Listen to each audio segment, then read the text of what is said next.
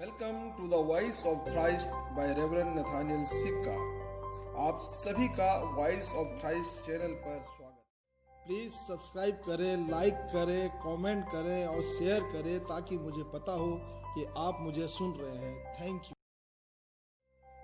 प्यारे मित्रों, प्रभु यीशु मसीह के नाम में आप सभी को जय मसीह की।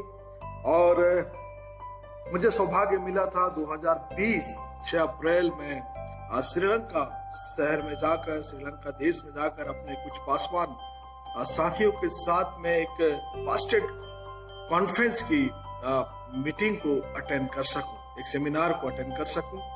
और श्रीलंका समुद्र के बीच में बसा हुआ एक छोटा परंतु बहुत ही खूबसूरत शहर है, जहां पर 7.5% लोग जो है वो प्रभु यीशु मसीह के मानने वाले हैं, प्रभु यीशु मसीह के अनुयायी है। 21 अप्रैल 2019 जो रविवार का दिन था और ईस्टर का पर्व था, संपूर्ण विश्व के अंदर में ईस्टर का पर्व बड़े धूमधाम के साथ में मनाया जा रहा था। श्रीलंका में भी जो मसीह विश्वासी थे वो बड़े धूमधाम के साथ में ईस्टर का पर्व मना रहे थे।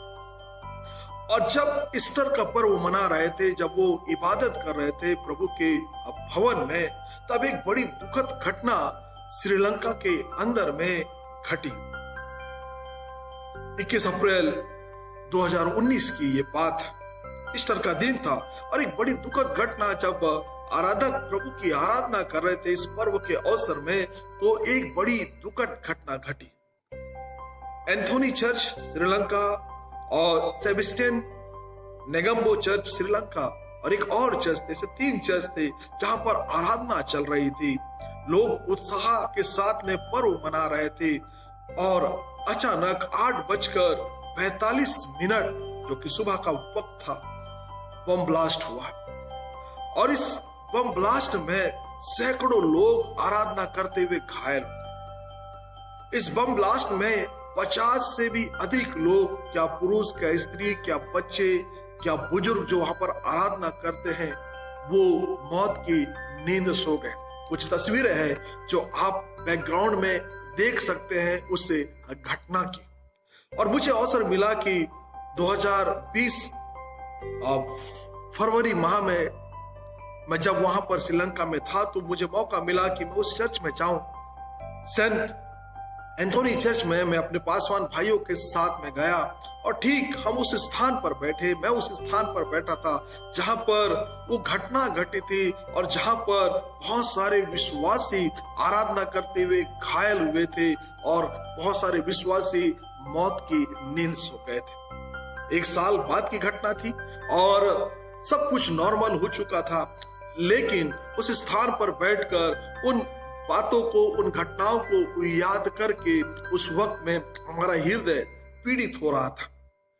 सोचकर हमारा मन दुखी हो रहा था कि कैसे इसी स्थान पर विश्वासी जब आराधना कर रहे थे और आतंकवादी हमलों के द्वारा लोग घायल हो गए और लोग मौत की नींद सो गए। और तब से वहां पर पुलिस की निगरानी में आराधनाएं संपन्न की जा रही है। जब भी कभी जीवन में इस प्रकार की घटनाएं घटती है, इस प्रकार के वारदात होते हैं और लोग इस प्रकार के वारदात के शिकार होते हैं, घटनाओं के शिकार होते हैं, तो कई बार जहन में, मन में एक नकारात्मक विचार उत्पन्न होते हैं, जो निश्चित रूप से उस वक्त भी कई विश्वासियों के मन में उत्पन्न हुए होते हैं कि प्रभु के भवन में प्रभु की इबादत करते हुए प्रभु के लोग के साथ ऐसा कैसे हो सकता है? कैसे प्रभु के भवन में, प्रभु के लोगों के मध्य में आकर कोई उन्हें बम ब्लास्ट करके उड़ा सकता है? और कैसे परमेश्वर खामोश रह सकता है? कैसे परमेश्वर अपने लोगों को नहीं बचा पाता? इस प्रकार के कई बार नकारात्मक विचार हमारे मन में, हमारे जहन में और बहुत सारे विश्वासियों के मन जहन में उत्पन्न होते हैं। जो नास्तिकवादी हैं, जो ईश्वर पर भरोसा नहीं करते, उनका यही मूल प्रश्न है कि मजलूमों पर, निर्बलों पर, निर्दोषों पर संसार में अत्याचार होता है। वो चिल्लाते हैं, वो कराहते हैं, लेकिन ईश्वर उन्हें बचाने नहीं आता। और इसलिए ईश्वर के अस्तित्व में एक प्रश्न चिन्ह सदा वो लगाते हैं। हबक्कूक नबी की किताब जब हम पढ़ते हैं तो हबक्कूक नबी का भी प्रश्न कुछ इसी प्रकार से परमेश्वर से था।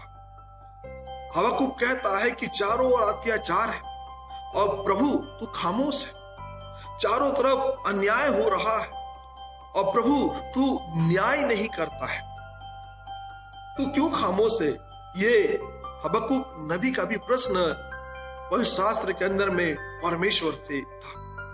कई लोग इस घटना से पीड़ित होकर, भयभीत होकर चर्च आना बंद कर दिया। कई लोग अविश्वासी होकर चर्च आराधना में आना अब बंद कर दिए, क्योंकि नकारात्मक विचार उनके जहन में इस घटना को लेकर उत्पन्न हो गया। लेकिन वही बहुत से लोग हैं जिनके मन में इस प्रकार की घटनाओं को लेकर भी एक सकारात्मक विचार उत्पन्न होते हैं, विश्वास उत्पन्न होते हैं कि जो लोग प्रभु के रास्ते चलकर, जो लोग प्रभु की इबादत करते हुए, जो लोग प्रभु से प्रार्थना करते हुए मारे जाए, वे लोग धन्य हैं, वे लोग आशीषित हैं, क्योंकि उन लोगों के लिए परमेश्वर के पास देने के लिए एक अनंत जीवन है। एक अनंत जीवन उनके जीवन के लिए है, जो प्रभु के रास्ते चलते हुए, प्रभु की इबादत करते हुए जीवन जी रहे हो और मृत्यु उनके जीवन में आए। प्रभु यीशु मसीह की मृत्यु के विषय में भी हम जब देखते हैं तो हम वचन में पाते हैं कि प्रभु यीशु मसीह की मृत्यु भी उस वक्त में हुई जब वो शांति के शहर यरूशलेम में परमेश्वर के लिए पर्व मनाने के लिए गए थे। और उसी पर्व मनाने के दरमियान में प्रभु यीशु मसीह की मृत्यु हुई, उसे मौत के घाट उतार दिया गया। यदि एक सच्चे विश्वासी से पूछा जाए कि यदि तुम्हें मरने का मौका मिले, अवसर मिले, तो तुम्हें कहां पर मरना चाहिए? क्या तुम रोड एक्सीडेंट पर मरना चाहते हो, सड़कों पर मरना चाहते हो? क्या तुम नदी नालों पर मरना चाहते हो? क्या तुम जंगल पर्वतों पर मरना चाहते हो? या क्या तुम अपने घर में विश्राम करते हुए अपने परिवार के मध्य में मरना चाहते हो? या फिर क्या तुम परमेश्वर के रास्ते पर चलते हुए, परमेश्वर की इबादत करते हुए प्रभु के भवन में मरना चाहते हो? यदि ये विकल्प मिल जाए तो एक जो सच्चा विश्वास है, निश्चित रूप से उसके जहन में ये जवाब निकल कर आएगा कि मैं चाहता हूं अगर मेरी मृत्यु हो तो उस स्थान पर हो जहां पर मैं प्रभु की इबादत कर रहा हूं। मैं प्रभु की इबादत करते हुए मरना चाहता हूं, ताकि प्रभु के द्वारा एक बड़ा प्रतिफल के रूप में जीवन पा सकूं। संसार में सभी को मरना है, लेकिन सबसे बेहतर समय कब होता है किसी इंसान के लिए? जब वो प्रभु के रास्ते पर चलते हुए, प्रभु की इबादत करते हुए, प्रभु की महिमा करते हुए वो मृत्यु को प्राप्त करे। उनके लिए निश्चित रूप से परमेश्वर की बड़ी प्रतिज्ञा है कि वो जीवन पाएंगे। हबक्कूक जो परमेश्वर से प्रश्न कर रहा है कि चारों ओर अत्याचार है, जुर्म हो रहे हैं, मजलूमों पर अत्याचार हो रहा है, निर्दोषों पर अत्याचार हो रहा है, अन्याय हो रहा है, और परमेश्वर तू क्यों खामोश है, तू क्यों न्याय नहीं करता?